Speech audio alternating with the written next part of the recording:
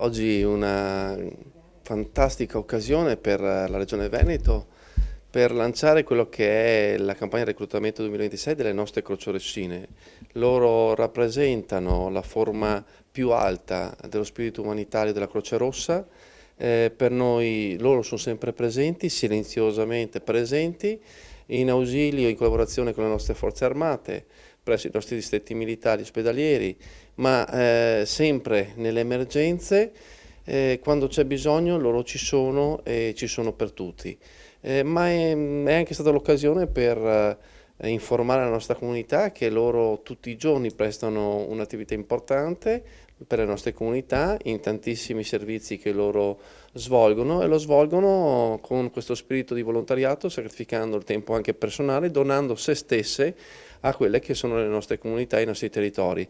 E per questo è anche un'occasione per confermare il nostro diciamo, privilegio ad avere loro a fianco a queste comunità, ma anche un'occasione per dire veramente un profondo grazie. La vostra storia è quasi centenaria, ultracentenaria. Ricordiamo solo le origini. Beh, come ho detto prima, le origini sono nel 1908, in seguito al terremoto di Messina. Le crocerossine sono le sorelle, come ci chiamiamo noi, sono partite dando il loro aiuto non da poco a tutto e poi da lì è nato tutto. Oggi siete qui per lanciare la campagna di reclutamento 2026. Esattamente. Noi partirà il corso a gennaio, ma entro novembre dobbiamo avere le adesioni delle donne che desiderano come volontarie iscriversi al corso delle Croce Rossine, al corpo delle Croce Rossine.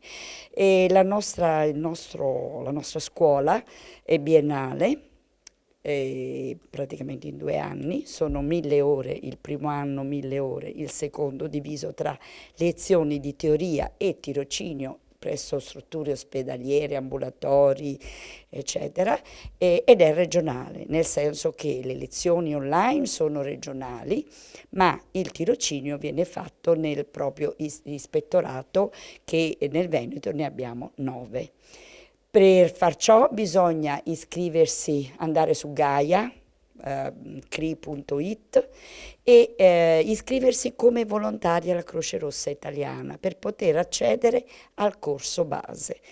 Sostenuto e superato, perché è indispensabile superare il corso base, si può procedere a chiedere l'iscrizione al corpo delle crocerossine.